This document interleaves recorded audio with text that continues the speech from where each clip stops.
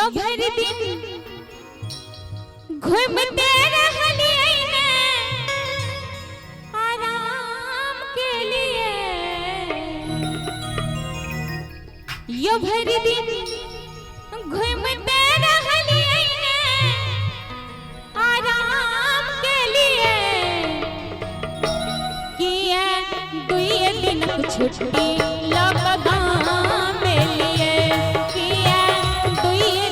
छुट्टी लगा मेलिए, हर दिन घूमते रहलिए ने आराम के लिए, हर दिन घूमते रहलिए ने आराम के लिए, किया दुई दिन छुट्टी लगा मेलिए, किया दुई दिन छुट्टी लगा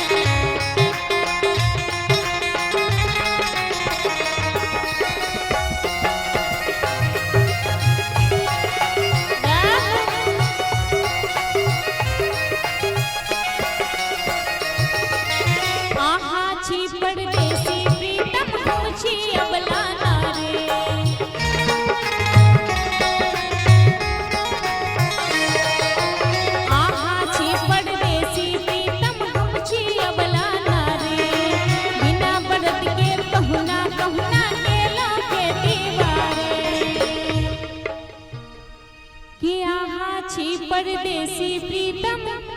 हम छी अबला नारी, बिना बरद के कहुना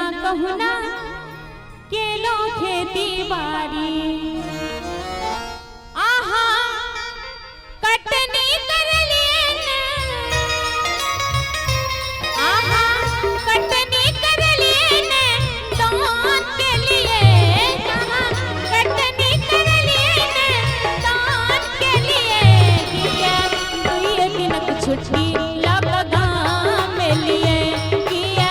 दुई दिन छुट्टी लगा